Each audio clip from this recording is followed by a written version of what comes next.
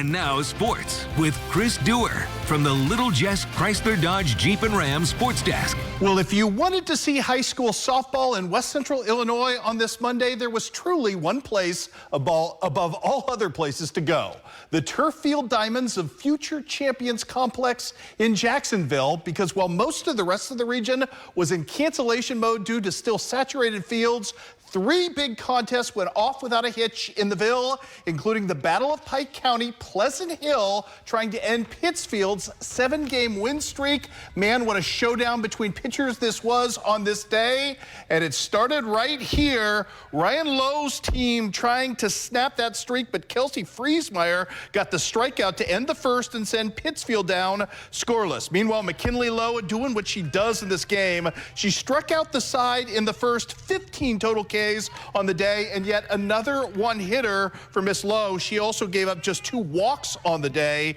She also pitched the shutout today. Not a lot of offense from either team early in this one. Some pretty good defense, though, behind Miss Lowe, courtesy of Jade Peebles coming up right here. Miss Peebles down the first baseline makes a nice play in foul ground. Storyline here, Pleasant Hill scares up 4 runs late in this game. Again, not their best hitting day, but 1 run is generally enough with McKinley Lowe on the hill or in the circle. Pleasant Hill gets the win and snaps Pittsfield's streak. 4-0 is your final. Earlier in the day, hey, proof positive that standing water can be fun. That kid's mom not going to be happy. Rushville Industry taking on Pittsfield. Top of the first, Italy Ford with a triple. There was no back fence today. This would have been out of any ballpark otherwise. She takes the triple with later score on a pass ball. Some great defense, though, would get Pittsfield out of the frame without any further damage. It's Grace Henry behind the plate making the nifty catch right there as well. Back end of things, more fun to come in this one. Great pitching right there for Lila Simon, who gets the strikeout. Top of the third, it's Italy Ford again. Man, scary moment going right through Sophie Gangler's mask. Sophie, though, in good spirits, and okay, good to see that, but another run scores. Made it at that point a 2-0 lead for Rushville Industry.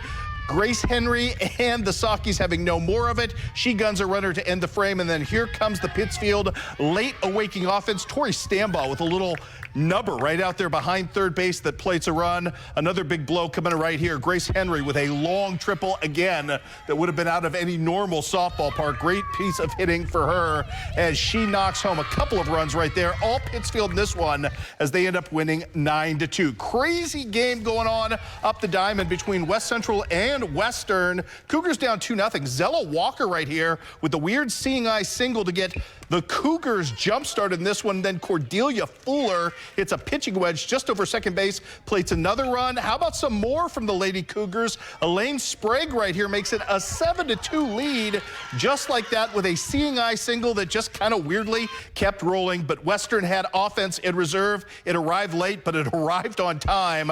Brinley McQuay with the unplayable shot to short. That's going to get a ball into play and a runner home at that point, and all of a sudden the comeback was on. Rachel McMullen going to bring home a run right here on the fielder's choice. More to come right here. A couple of triples in this frame, as it would be Allison Woods first doing the deed in this one. Nice piece of hitting for her. That's a 2-run triple to get things started. Actually, 3-run triple. She cleared the bases with that thing. Then Carly Colgrove's going to add a triple of her own. All Western when it was all said and done, as Western rallies and gets the win by the final count in this one of 12-9. Some other softball on the day. It was Hardin Calhoun beating Payson Seymour, and Quincy High taking care of business today against Galesburg. On the baseball diamond, actually, yeah, let's do the baseball diamond if we can. Quincy Notre Dame, a winner on the road at Brown County. 7-5 was your final in that contest. Also in other baseball today, as we motor on through here, we can tell you that Rushville Industry falls at Mendon Unity. Final score in that one was 8-3. We'll keep them moving and keep them snappy if we could with the scores, gentlemen. And away we go. More for you. Illini West loses on a walk-off, well, not a walk-off home run, a 10th inning home run from Galesburg. Heartbreaking loss for the Chargers today. 7-6 was your final in that one. More scores now for you on the baseball diamond as we continue to go through. It was Havana beating Triopia 6-5 at Future Champions. Also in Missouri tonight, some scores to pass along as well. Hannibal, a big winner, assuring themselves at least a share of the NCMC crown with a 3-0 win over Mexico. Also tonight, big night on senior night for North Shelby with the win. They take out Community 3-2, your final in that one in walk-off fashion, thanks to Bo Bacon.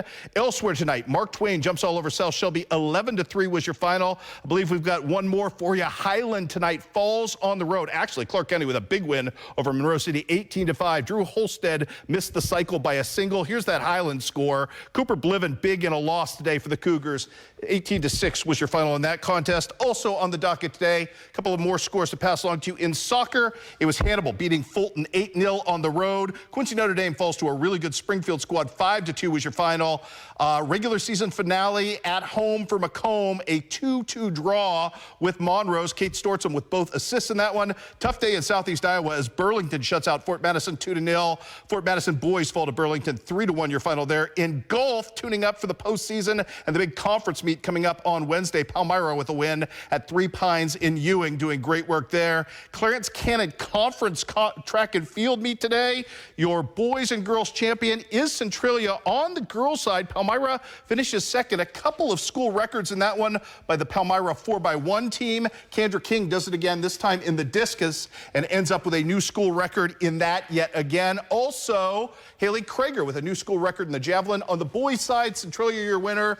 Clark County comes in second. They haven't lost to many teams today or this season, but today they fall to Centralia. South Shelby third, Monroe City fourth, and Palmyra finishes fifth. Carson Hicks set a new high jump record for Palmyra in the offing. We got plenty of news on the signing front. The next couple of days will bring all of that to you, probably all the way throughout this week and into the weekend.